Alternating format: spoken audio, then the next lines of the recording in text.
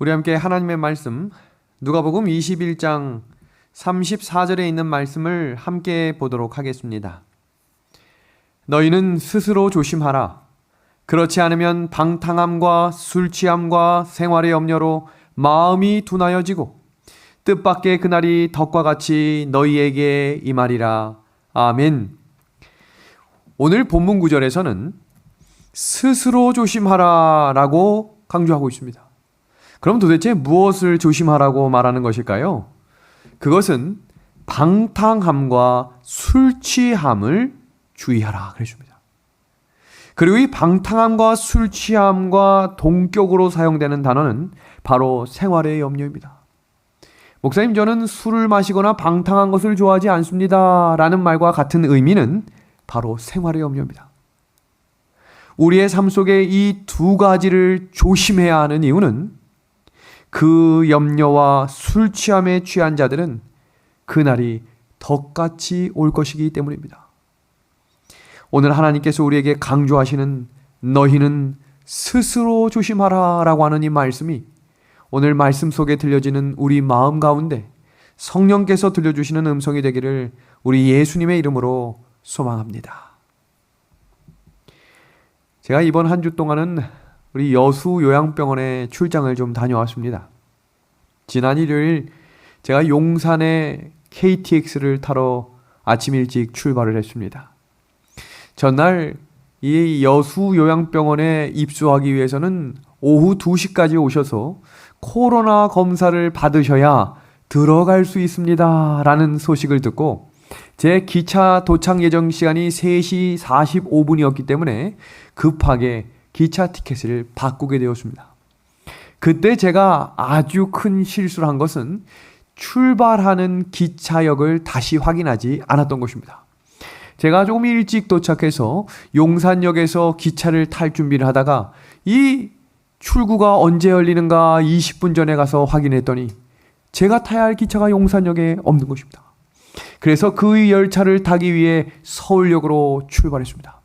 시간이 20분 정도 있었기 때문에 이 시간이면 괜찮겠다 싶었는데 그날따라 이 KTX를 타는 곳에서 용산역 전철을 타러 가는 곳까지의 거리가 멀었던 것입니다. 제가 캐리어 하나를 들고 노트북 가방을 메고 양복을 들고 뛰어갔습니다.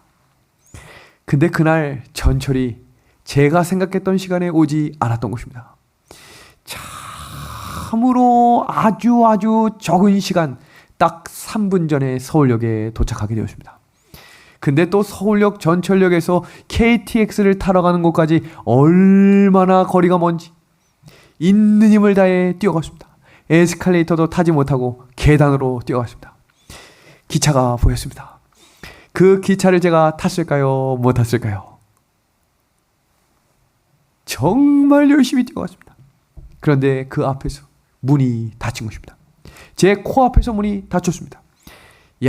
문을 두들기면 열어주지 않을까 생각하고 있는 힘을 다해 그 문을 놓고 있습니다. 제발 좀 열어주세요. 열어줬을까요? 안 열어줬을까요? 안 열어줬습니다. 그럼 혹시 뛰어가는 모습이라도 보면 여기 CCTV가 보고 열어주지 않을까 열심히 또 뛰었습니다. 열어줬을까요? 안 열어줬을까요? 안 열어줬습니다. 기차를 놓쳐버리고 만 것입니다. 그리고 저는 다음 기차를 타기 위해 예약을 찾아보니 다음 기차역은 다시 용산역이었습니다. 근데 이제 시간이 정말 또 얼마 남지 않았습니다. 캐리어를 들고 노트북 가방을 메고 양복을 들고 뛰었습니다. 그 기차 탔을까요? 못 탔을까요? 믿음의 하나님 가족 여러분, 우리가 분주하게 뛰어서 정확한 목적지에 도착하지 못하면 그 기차를 타지 못할 것입니다. 그리고 우리를 인도하시는 그 인도자의 발걸음을 따라가지 못하면 그 길은 안전하지 못할 것입니다. 우리에게 실망과 낙담과 절망이 있을 것을 아셨기 때문에 우리 예수님은 우리에게 이런 소망의 말씀을 주신 것입니다. 너희는 마음에 근심하지 말라. 하나님을 믿으니 또 나를 믿으라. 내 아버지 집에 거할 곳이 많도다. 그렇지 않으면 너희에게 일렀으리라. 내가 너희를 위하여 거처를 예비하러 가노니 가서 너희를 위하여 거처를 예비하면 내가 다시 와서 너희를 내게로 영접하여 나 있는 곳에 너희도 있게 하리라. 아멘. 세상을 살다가 지쳐서 포기하지 말고 끝까지 소망을 가지고 살아달라고 예수님께서 우리에게 재림의 약속을 주신 것입니다. 근데 이 선행 구절, 하나님을 믿지 않는 사람들에게는, 하나님을 믿지 않는 사람에게는 이 재림의 소망이 의미가 없는 것입니다. 그런데 이 약속을 믿는 사람들이 있는 반면에 수많은 사람들이 손가락질을 하며 이 자들을 조롱하겠다라고 하는 성경의 말씀이 있습니다. 베드로후서 3장 3절에서 4절입니다. 먼저 이것을 알지니 말세에 조롱하는 자들이 와서 자기의 정욕을 따라 행하며 조롱하여 이르되 주께서 강림하신다는 약속이 어디 있느냐. 조상들이 잔 후로부터 만물이 처음 창조될 때와 같이 그냥 있다 하니. 어떤 이들이 조롱한다고 되어 있나요? 어떤 이들이? 노란색 박스입니다. 세상에 애착심이 있는 사람들, 기별을 싫어하는 사람들, 주님이 재림하신다는 소식을 듣기 싫어할 것입니다. 그런데 이 조롱하는 자들의 결말이 어떻게 될 것을 또 성경 요한계시록에는 예언하고 있습니다. 과연 어떻게 될 것인가? 계시록 1장 7절의 말씀입니다. 볼지어다 그가 구름을 타고 오시리라.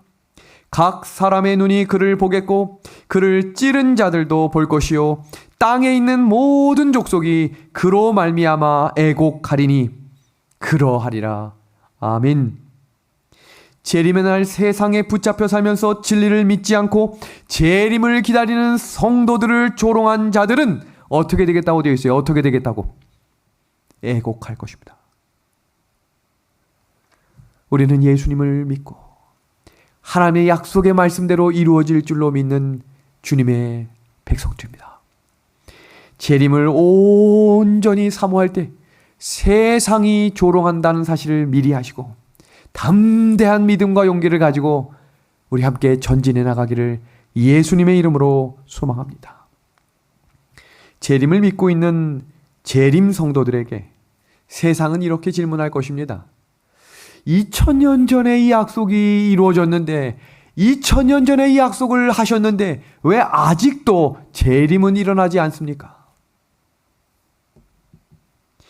그 대답이 바로 다니엘서와 요한계시록 예언들이 성취된 후 예수님께서 재림하실 것임을 소개하고 있는 것입니다. 17세기에서 20세기에 걸쳐 모든 예언이 이루어졌습니다.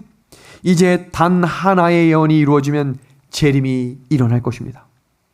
재난의 바람과 사방의 바람이 놓여지게 되는 것입니다.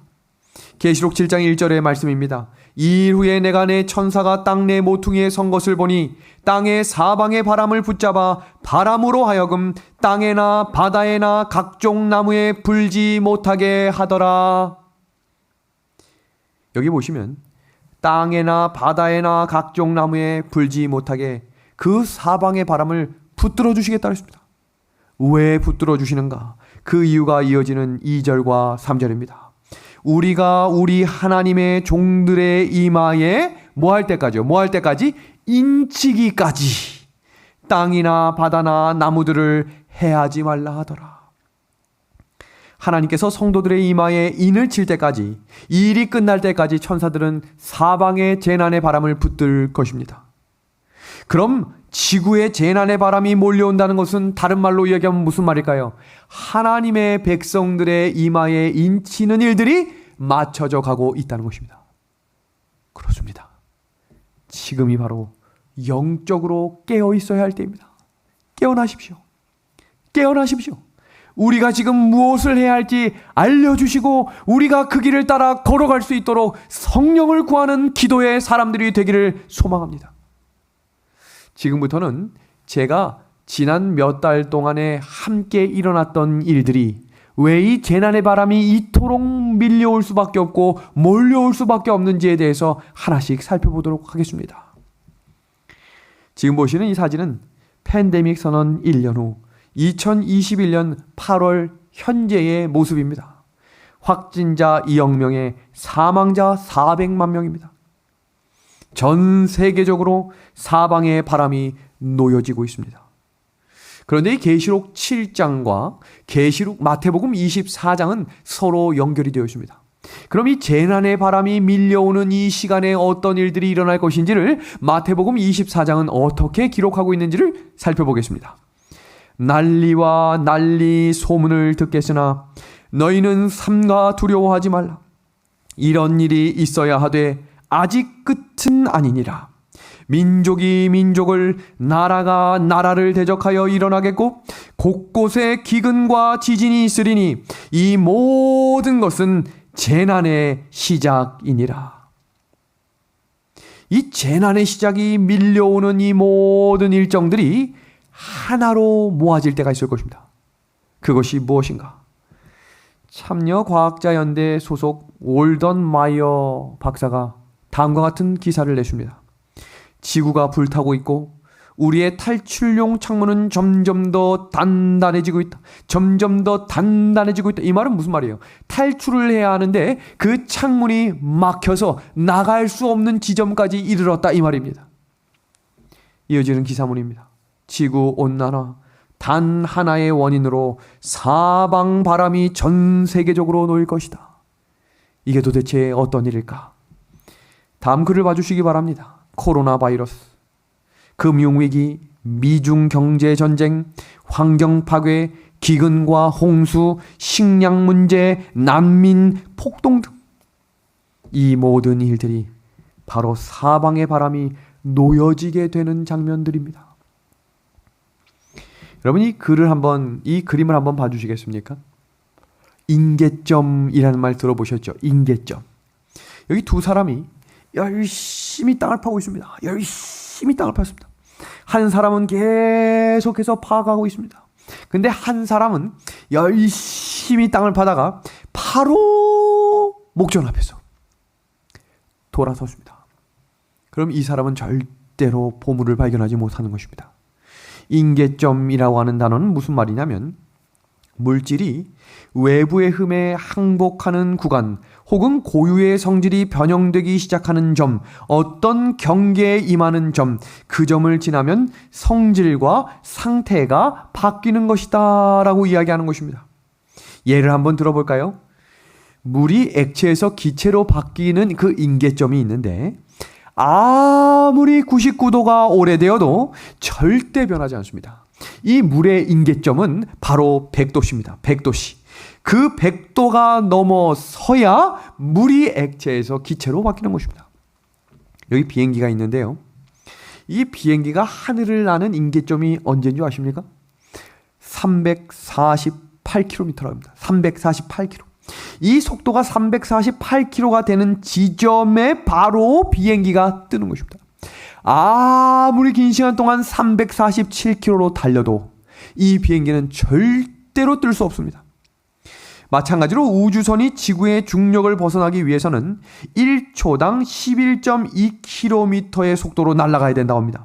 그 전에는 절대로 대기권 밖으로 날아갈 수가 없다는 것입니다.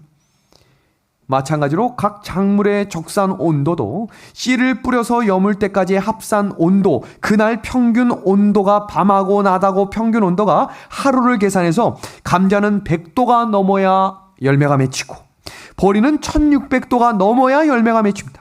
벼는 2500도가 넘어야 열매가 맺힙니다. 알래스카에서 벼농사가 불가한 이유입니다.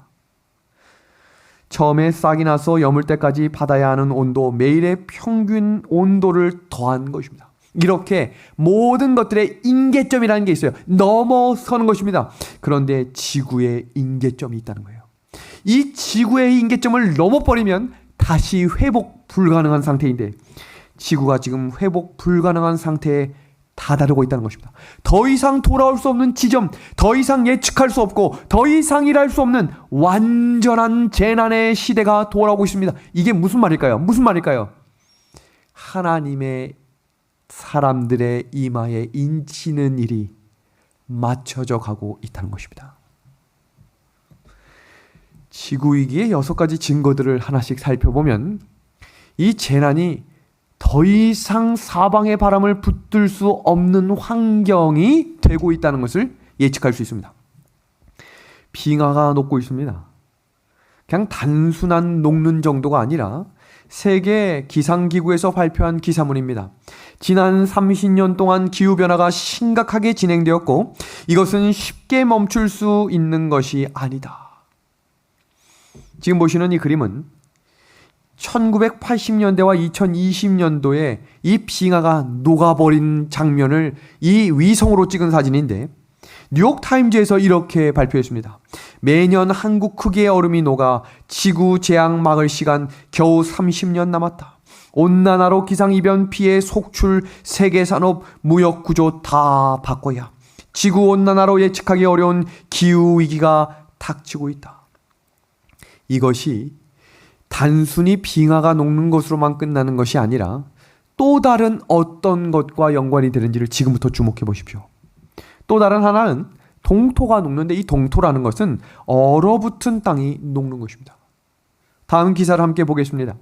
러시아 전체의 면적보다 큰 지구의 동토가 녹으면서 지구 온도 상승을 막을 수 있는 거대한 냉방장치가 사라지고 있는 것입니다.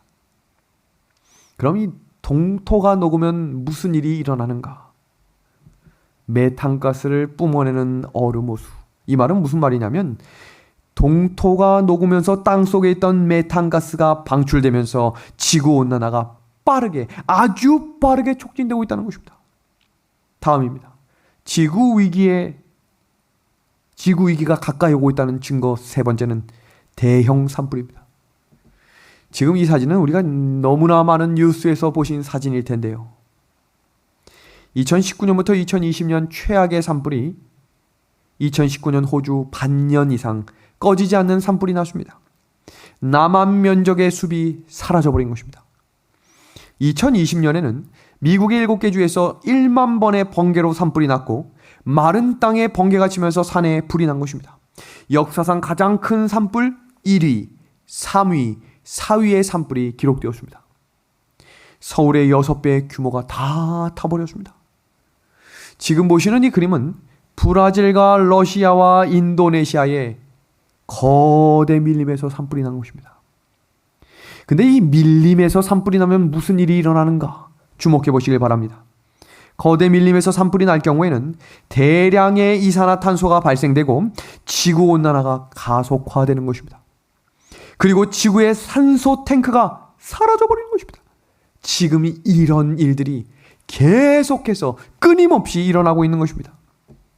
매년 산불 때문에 수백 메가톤의 이산화탄소가 발생되고 지구온난화가 가속화되고 있음을 유럽 기상관측센터에서 발표했습니다. 그럼 이것이 과연 우연히 일어나는 일인가? 그것이 아니라는 것입니다. 영감의 글입니다.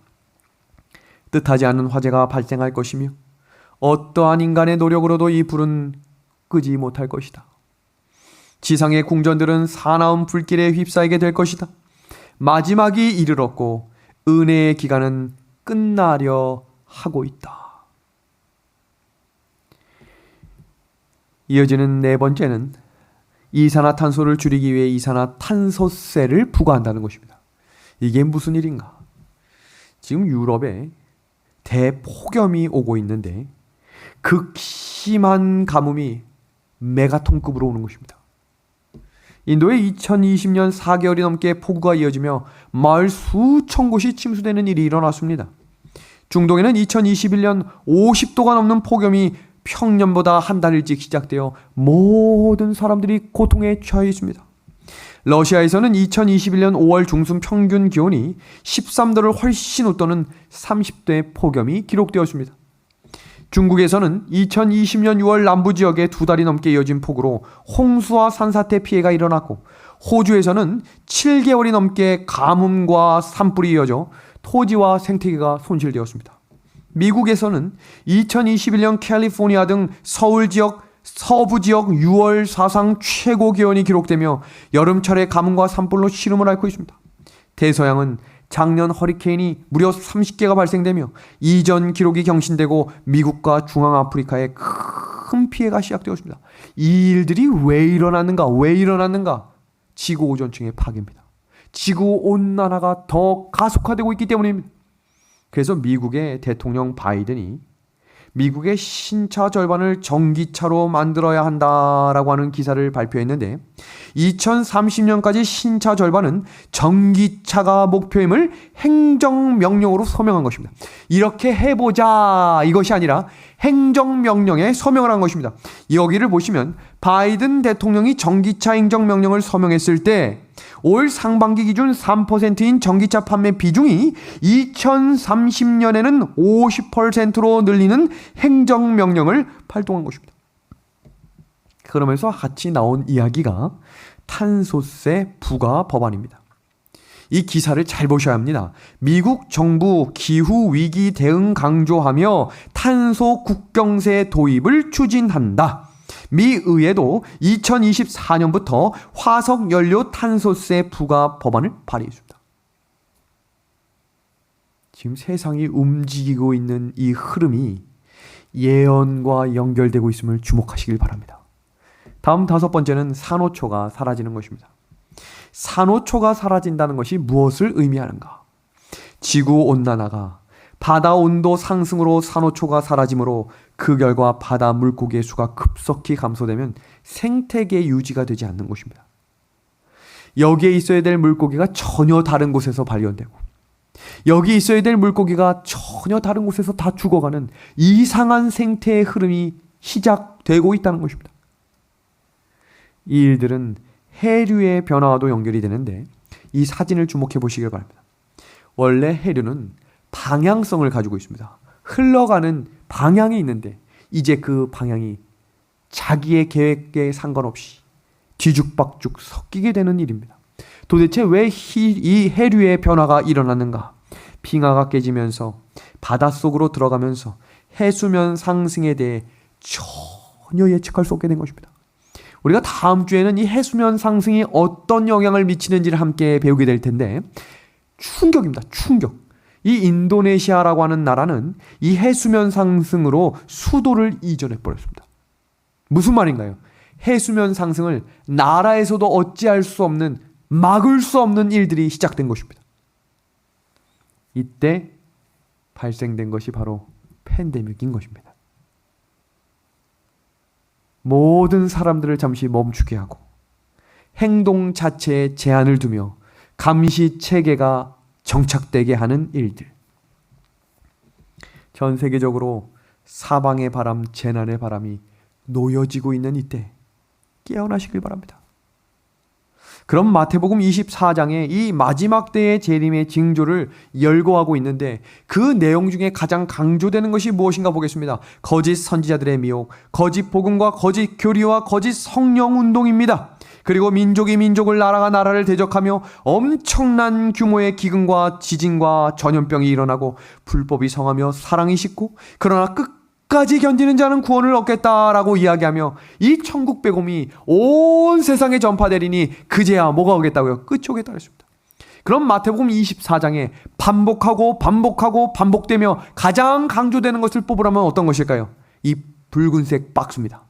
바로 거짓 선지자들의 미혹과 거짓 복음과 거짓 교리입니다. 사탄이 인간을 멸망으로 인도하는 전략 중에 하나님을 믿지 못하게 만드는 무신론이 있습니다. 근데 이 무신론 속에서도 전도서 3장 11절에 영혼을 사모하는 마음, 선한 양심을 따라 하나님을 찾아가는 사람들의 발걸음이 늘게 되자 사탄은 어떻게 했는가? 잡신을 만들었습니다. 우상을 만든 것입니다. 그래, 하나님을 믿지만 자녀를 더 사랑해라. 하나님을 믿지만 돈을 더 사랑해라. 하나님을 믿지만 더 너의 집과 차와 너의 부와 명예를 사랑해라. 여러 세상의 잡신들이 무수하게 쏟아져 나왔습니다. 그러자 진리의 백성은 또 한 번 하나님을 바라보며 다시 전진해 나가기 시작합니다. 그때 사단이 고안해낸 방법이 바로 하나님을 잘못 믿을 수 있도록 오류와 이설들을 만들어냅니다. 그리고 그 가운데 또 진리를 찾아 떠나는 믿음의 백성들을 완전히 무너뜨리게 만드는 세속화와 광신주의까지 만들어냅니다.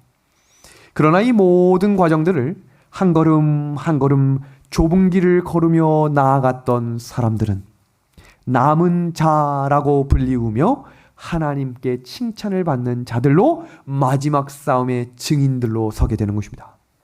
그럼 우리 지난 한 달 동안 함께 살폈던 내용인 이 오류 이설 부분, 하나님을 잘못 믿게 만드는 이 부분들을 뭐와 연결시켜서 오류를 만드는가? 바로 재림입니다. 사탄은 재림신앙을 와해시키기 위해 4가지의 전략을 세워두었습니다. 재림을 기다리지 않고 재림이 불필요하게, 재림이 이 땅에 필요 없게 만들어버렸습니다. 처음 오신다는 예수님을 방해하기 위해 사람들을 미혹하고 흔들었던 사탄은 다시 오신다고 하는 예수님을 기다리지 못하게 만들기 위해 영혼불멸소를 만들었습니다. 영원히 하늘로 올라가는데 왜 예수님이 다시 오시는 게 필요하냐? 2번째입니다. 이미 구원은 예정되어 있다. 예정론입니다. 3번째는 천년기에 대한 오해입니다. 우리가 지난 4주 동안 이 내용을 자세히 살펴봤기 때문에 전에 녹화된 내용들을 보시면 이 내용들을 자세히 이해하실 수 있을 것입니다. 다음 4번째입니다. 바로 세대주의 휴거설입니다. 세대주의 휴거설. 이 내용을 오늘 하나씩 배워보려고 하는데요. 세대주의. 이게 뭔가? 개신교에서 지금 가장 강조되고 있는 재림이 불필요하다라고 이야기할 때 사용되는 것이 세대주의입니다. 휴거설인데 지금 보시는 이 그림이 위에서 내려오는 것 같습니까? 밑에서 올라가는 것 같습니까? 이것이 바로 세대주의, 휴거설을 이야기할 때 사용되는 아주 중요한 사진들입니다. 여러분, 휴거라는 말은 한문으로 이끌다 휴에 가다 거자를 쓰는데 하늘로 이끌어 가다라는 것입니다. 우리나라가 휴거에 휘말리면서 전 세계적으로 유명했던 적이 있는데 바로 1992년 10월 28일 다미 성교회 목사가 주장을 하다가 결국 불발이 되고 망신을 당했던 일이 있었습니다. 그때 한창 휴거를 외칠 때 대형 교회의 개신교회들은 아무 소리를 하지 않았습니다. 틀리다는 말을 내지 않았습니다. 왜냐하면 휴거를 본인들도 믿고 있기 때문에 휴거가 없다고 말을 못하는 것입니다. 그때 한 목소리를 냈던 한 교단이 있는데 그 교단의 이름이 바로 제7일 안식일 예수 재림교회였습니다. 신계훈 목사님과 김대성 목사님이 함께 연합해서 조선일보에 휴거가 무엇이 어떻게 잘못됐는가를 1992년 9월 27일에 기사화해서 냈습니다. 시한부 종말론에 따른 사회적 부작용과 그 후유증을 염려한다. 그럼에도 불구하고 그들은 계속해서 나아가십니다. 그리고 금년은 휴거의 해라고 이야기하며 10월 28일, 24일을 기억하세요 라고 했지만 일이 일어났어요? 일어나지 않았어요? 10월 29일 기사입니다. 빗나간 그날 헛할 속에 그들은 흩어졌습니다. 휴거 이론에 대해서 많은 말을 들으셨겠지만 이 부분에 대해서 잘 모르실 겁니다. 근데 오늘 이 귀한 시간에 제가 이 내용을 자세히 배우는 이유는 개신교의 1000만 명이 이 내용에 대해 믿고 있기 때문입니다. 그래서 우리는 지금 이 시간에 이 내용이 왜 성경적으로 잘못됐는지를 지금 도표 4장을 통해 하나씩 살펴보겠습니다. 아주 집중하고 성령의 지혜를 구하면서 이 내용을 같이 공부해 주시기를 부탁드립니다. 준비되셨습니까? 자, 그럼 한번 보겠습니다. 휴거라고 하는 것은 예수님 재림 전 7년이라는 환란 기간이 있는 것을 기초로 합니다. 이 7년이 끝날 때 예수님이 재림하시는데 이 7년이 시작될 때 구원받은 성도들이 하늘로 확 올라간다라고 하는 이것이 바로 휴거입니다. 비밀스럽게 재림한다는 것입니다. 그 시간 버스 운전기사가 구원을 받는 것입니다. 운전을 하는 100km 버스에서 갑자기 버스 기사가 하늘로 올라가는 것입니다. 수백 킬로로 달리는 KTX 운전기사가 의인으로 살았다면 갑자기 운전하다 말고 어디로 가는 거예요? 어디로? 하늘로 슉 하고 올라가는 것입니다. 그럼 그 버스하고 그 KTX는 어떻게 될까요? 그런데 이 7년이 3년 반, 3년 반으로 나뉘어집니다. 휴거 시에 누가 휴거되는가? 유대인들 외에 이방인 중에 의인들이 구원받는다라고 이야기합니다. 그리고 이 3년 반 동안은 이스라엘이 회복되고 유대인들이 회심하여 예수님을 믿으러 돌아온다라고 이야기합니다. 그리고 이 와중에 적 그리스도가 출현하는 것입니다. 그리고 나머지 3년 반 동안은 아마겟돈 전쟁이 벌어지고 유대인들이 격렬한 핍박을 당합니다.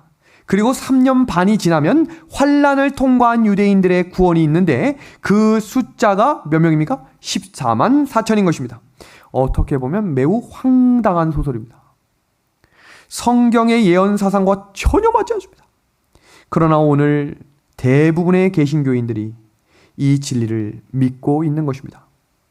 이 내용을 좀 자세히 공부하려면 사실 2300주야를 1시간에서 2시간 정도 공부를 해야 합니다. 그래야 이 7년이라고 하는 시간이 왜 나왔는지를 우리가 공부하게 될 텐데 오늘은 그 이야기를 제가 5분 정도로 요약해서 좀 소개하겠습니다. 나중에 저희가 다니엘 공부를 할 때 7장, 8장, 9장의 이 내용이 3시간에 걸쳐서 자세히 설명될 것입니다. 그래도 오늘 공부에 집중하셔서 왜 이 7년이 3년 반, 3년 반으로 나뉘어지게 된지를 같이 공부해 주시면 좋겠습니다. 여기를 한번 봐주시겠습니까? 2300주야는 실제 역사에서 2300년입니다. 그리고 다니엘 9장 24절을 보면 내 백성과 내 거룩한 성을 위하여 70일에로 기한을 정했다라고 기록이 되어 있는데요. 이스라엘 백성을 위해 정했다는 것입니다. 70일에를 정했다는 것은 한쪽을 떼어냈다라는 말을 의미하는데요. 그런데 이것은 언제 시작되는가 보겠습니다. 다니엘 7장 25절입니다. 예루살렘을 중건하라는 영이 날 때부터 기름 부음을 받은 자 곧 왕이 일어나기까지 7일에와 62일에가 지날 것이요 라고 되어 있습니다. 이게 무슨 말인가? 예루살렘을 중건하는 영이 날 때부터 기름 부음을 받은 자 곧 왕이 일어날 때까지 왕이 일어나겠다, 기름 부은 왕이 일어나겠다라는 것은 기름 부음을 받았다라고 하는 것은 구약의 메시아고 신약의 그리스도입니다. 누가 일어나겠다는 겁니까? 예수님이 일어난다는 것입니다. 7일에와 62일에가 지나면 누가 일어나는 거예요? 메시아, 기름 부은 자가 일어나는 것입니다. 이렇게 되면 70일에 중에 7일에가 시작되고 62일에가 지났습니다. 그럼 이제 몇 일에가 남는 겁니까? 몇 일에? 몇 일에가 남죠? 한 일에가 남습니다. 이 7일에는 예루살렘 중건령이 난 해부터 BC 457년인데요. 그때부터 7년이 지나면 77에 49를 곱해서 BC 408년입니다. 이 BC 408년에 어떤 일이 일어났는가? 예루살렘 성 전체가 중건이 되고 회복이 되었습니다. 거기서 62일에 434년에서 403년으로부터 지나면 주후로 넘어갑니다. 연도에도 0년이 없습니다. 26년에 1년을 더하면 이게 몇 년이 되는 겁니까? AD 27년 예수님이 기름 부음을 받으심으로 공식적으로 취임하시는 장면이 나오는 것입니다. 이 해가 예수님이 바로 침례를 받으신 해입니다. 62일의 후에 기름 부음을 받은 자 예수님께서 끊어져 없어진다라고 하는 것은 무슨 말일까요? 무슨 말일까요? 십자가에 달려 돌아가신다라는 것입니다. 다니엘 9장 27절의 말씀이죠. 62일 후에 기름 부음을 받은 자가 끊어져 없어질 것이며 십자가에 달려 돌아가셨습니다. 마지막 한 일에 7년 중에 예수님이 돌아가시는 것입니다.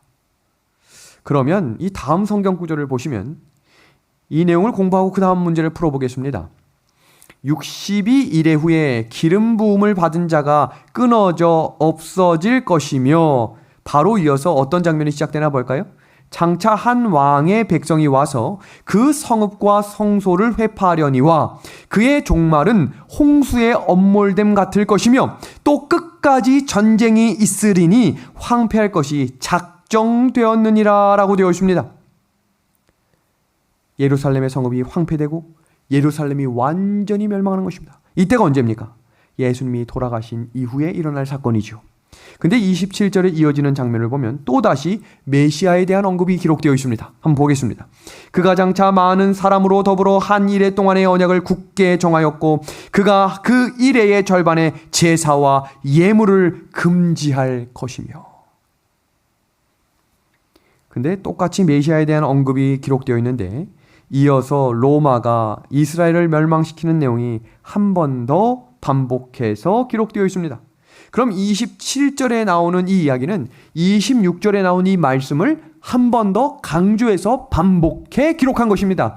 그렇기 때문에 여기에 기록한 27절에 그가라고 하는 단어는 누굴 말하는 걸까요? 기름 부음을 받은 자를 강조하기 위해 한 번 더 기록하고 있는 것입니다. 이 제사와 예물의 모든 것이 예수님의 십자가를 표상하는데 예수님이 십자가에 달려 돌아가심으로 모든 제사와 예물이 끝나는 것을 묘사하는 것입니다. 그럼 우리 다 같이 한 번 더 2300주야로 돌아갑니다. 그러면 여기 보시면 다니엘 9장 27절을 보면 그가 장차 많은 사람으로 더불어 한 이레 동안의 언약을 굳게 정하겠고 그가 그 이레의 뭐를요? 절반의 제사와 예물을 뭐 하겠다 그랬습니까? 금지하겠다 그랬습니다. 그 이레의 절반이니까 한 이레 이 7년을 반과 반으로 나눠지게 되겠죠. 그래서 3년 반과 3년 반으로 나누는 것입니다. 그 일의 절반에 십자가에 달려 돌아가신 것입니다. 그럼 이제 예수님이 돌아가신 후에 이스라엘을 위한 3년 반이 남았습니다. 34년이고 그 기간이 지나면 은혜의 기간이 끝나는 것입니다. AD 34년에 무슨 일이 일어났습니까? 바로 스데반의 순교입니다. 스데반이 죽는 것과 유대인을 위한 기간이 끝나는 것이 무슨 상관이 있을까요? 사도행전 8장 1절과 3절을 보면 대단한 핍박이 기록되어 있습니다. 이 핍박 장면을 보면 4절에 그 핍박으로 다 흩어집니다. 근데 그 흩어진 자들이 뭘 했습니까? 그 흩어진 자들이 두루다니며 복음을 전한 것입니다. 스데반 순교 전후로 많은 사람들이 복음을 전하기 시작합니다. 이방인들에게도 복음이 전해지기 시작합니다. 이렇게 유대인들에 대한 기간이 끝났다는 것을 예고하고 있는 것입니다. 그리고 작은 뿔의 역할을 교회 역사에서 AD 538년에서 1798년을 1260년으로 표시할 수 있습니다. 이렇게 해서 2300년에서 시작한 주전 457년을 빼면 1843년이 나오는데 주전에서 주로 넘어갔기 때문에 1년을 더하면 AD 1844년이 나오는 것입니다. 그때 성소가 정결되는 일이 시작되면서 심판의 기간, 재림전 심판의 기간, 지성소 사역의 역사가 시작되는 것입니다. 우리는 지금 이 심판이 진행되는 시간에 살고 있습니다. 그럼 지금 보시는 이 도표를 보면서 뭔가 이상한 장면을 찾아보셔야 합니다. 뭡니까? 원래 72례 중에 7이레와 62이레와 한 이레가 붙어 있어야 되는데 지금 어떻게 되고 있어요? 이 한 이레가 뚝 떨어져 나온 것입니다. 재림전 7년 기간을 산출하는 근거를 보시면 이 뚝 떨어뜨린 중간에 개신교에서 뭘 집어넣나 보세요. 개신교와 이방인의 시대를 넣은 것입니다. 그리고 이 시대를 뭐라고 이야기했냐면 이스라엘의 회복과 유대인의 회개다라고 집어넣은 것입니다. 이 시대를 지나면서 유대인들이 회개하고 돌아오는 것이 마지막 7년 전에 있을 일이다라고 이야기한 것입니다. 그래서 이 한 이레를 그 이레의 절반 또 반씩 나누죠. 3년 반, 3년 반으로 나누어서 그 3년 반의 시작을 휴거라고 이야기하며 이방인 의인의 구원이다라고 해서 다 구원받아 올라간다라고 이야기하고 유대인 기간이 지나고 나면 예수님이 재림하시면서 유대인 의인의 구원이 일어난다라고 이야기하는 것입니다. 지금 이 설명의 문제점들을 하나씩 살펴보겠습니다. 첫 번째입니다. 문제점 첫 번째는 70일에는 하나로 묶어진 것이기 때문에 결코 잘라낼 수 없는 기간입니다. 두 번째는 구약의 이스라엘 회복 예언은 종말에 있을 사건이 아니고 그 당시 포로로 잡혀갔다가 회방되고 회복할 것을 예언한 것입니다. 세 번째는 육적 이스라엘 시대는 서기 70년 예루살렘 멸망으로 종결돼 버렸습니다. 마지막입니다. 휴거에 대한 비밀 재림에 대한 성경적 근거는 단 한 구절도 나오지 않는다는 것입니다. 이 비밀 휴거에 대해서 설명하시는 많은 분들의 소개를 보면 빠지지 않는 한 구절이 있는데 그것이 바로 마태복음 24장 40절에서 41절입니다. 함께 보겠습니다. 그때 두 사람이 밭에 있음에 한 사람은 데려가고 한 사람은 버려둠을 당할 것이요 두 여자가 맷돌질을 하고 있음에 한 사람은 데려가고 한 사람은 버려둠을 당할 것이니라.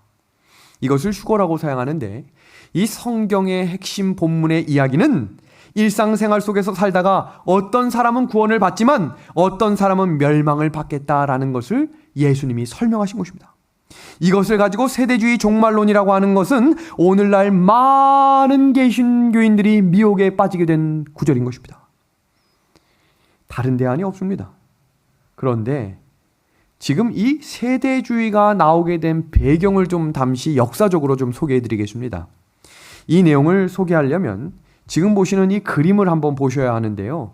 이 그림은 종교개혁 당시에 카톨릭 교회의 지도자들과 마틴 루터가 논쟁을 벌이는 사진을 사파로 그린 것입니다. 이 그림을 보시면 지금 대단히 많은 사람들이 마틴 루터에게 집중하고 있는데 그 이유는 바로 카톨릭과 종교개혁자들 간에 씨름이 시작된 것입니다. 그것은 바로 예언 해석에 대한 부분인데요. 바로 과거주의와 미래주의 해석을 하고 있는 카톨릭 학자들과 역사주의의 해석을 갖고 있는 종교개혁자들의 해석 방법이 달랐기 때문입니다. 그럼 제가 지금부터 이 세대주의 종말론의 뿌리론을 좀 보여드릴 텐데요. 자, 지금 이 표를 잘 봐주시기 바랍니다. 종교개혁자들은 역사주의의 예언을 해석했습니다. 여기 보시면 이 장면이 왜 중요한가 보십시오. 자, 이 도표를 같이 봐주시기 바랍니다. 종교개혁자들의 역사주의 예언 해석은 적 그리스도를 교황이라고 명시했습니다. 예언적으로 해석하면 성경의 적 그리스도는 교황이다. 그랬더니 천주교가 난처한 것입니다. 카톨릭의 말입니다. 성경을 재해석해야 한다. 그 당시 카톨릭은 종교뿐만 아니라 정치, 경제, 교육, 문화에 대한 모든 대표적인 학자들을 길러냈기 때문에 그 예언 해석에 대한 역사주의자들을 공격했습니다. 1585년 카톨릭교회의 리베라 신부학자가 미래주의를 강조하는데 미래주의로 예언을 해석하는 것입니다. 어떻게 해석하는가 보겠습니다. 성경의 예언은 다 미래에 있을 일이다. 미래와 관련된 것이다. 이 미래주의에 의하면 교황과 적그리스도는 아무 상관이 없다. 적그리스도는 마지막 7년 그 중간에 나오는 것이기 때문이다 라고 소개하는 이야기가 미래주의 예언 해석입니다. 그리고 1614년 알카자 이 신부 학자는 과거주의 예언 해석을 했는데 과거주의 예언 해석에 의하면 교황은 적그리스도가 아니라는 것입니다. 적그리스도는 로마 멸망 이전에 나왔다가 사라지고 없다. 역사를 앞뒤로 흩어버리고 교황은 적그리스도가 아니다라는 것입니다. 지금 이 싸우는 핵심이 뭡니까? 싸우는 핵심. 교황입니다. 교황이 적그리스도가 맞는가 아닌가를 놓고 씨름하는 것입니다. 선악의 싸움입니다. 그 선악의 싸움에 사단의 미혹에 사용하기 위해 만들어낸 것이 바로 세대주의인 것입니다. 지금 이 도표를 마무리하는 장면을 보기 바랍니다. 이 도표 중에 1827년 개신교에서는 다르비라고 하는 이 학자가 세대주의 예언 해석을 하게 되었습니다. 이 세대주의 예언 해석을 보면 카톨릭의 잘못된 예언 해석에 기초하여 만들어진 세대주의 종말론과 휴거설은 성경의 어긋난 가르침이란 사실입니다. 그런데도 불행히도 오늘날 많은 개신교인들이 이것을 믿으며 재림에 대해 관심이 없는 것입니다. 세대주의 종말론은 카톨릭 교회의 미래주의 예언 해석에 기초한 것입니다. 지금 역사주의 종말론은 거의 사라지고 이것을 가지고 가는 교회는 재림교회만 붙들고 가고 있는 현실 속에 우리는 놓여져 있습니다. 그래서 결과적으로 오늘날 개신교회는 교황권을 적그리스도로 보고 있지 않다는 것입니다. 그래서 그들과 하나로 연합되어 가고 있고 그것을 에큐메니컬 운동이라고 부르는 것입니다. 개신교의 잘못된 가르침과 재림신앙과 상관없이 살아가는 기독교인들이 세상의 모든 사람들을 죄송합니다.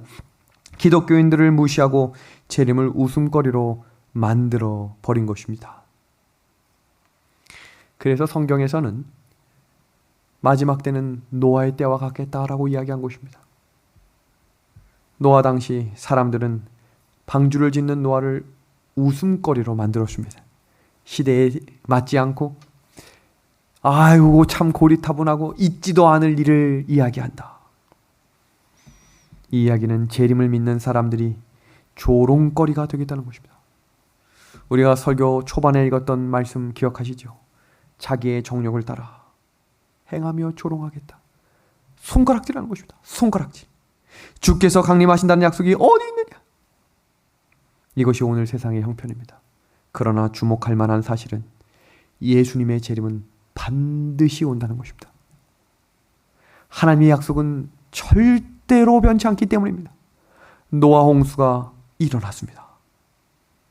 저 영감이 망령이다. 무슨 홍수가 나겠는가? 그러나 홍수는 왔습니다. 물이 온 세상을 덮습니다. 방주가 둥둥 떠다녔습니다. 물이 덮인 세상에 노아 할아버지 제발 문 좀 열어주세요. 제발 저희를 살려주세요. 그동안 잘못했습니다. 그러나 이 문이 열 수 있는 문이 아닙니다. 재림을 무시하고 재림에 대해 무지하고 재림에 대해 무관심했던 사람들의 결말입니다. 마태복음 24장 30절의 말씀입니다. 그때에 인자의 징조가 하늘에서 보이겠고 그때에 땅의 모든 족속들이 통곡하며 그들이 인자가 구름을 타고 능력과 큰 영광으로 오는 것을 보리라.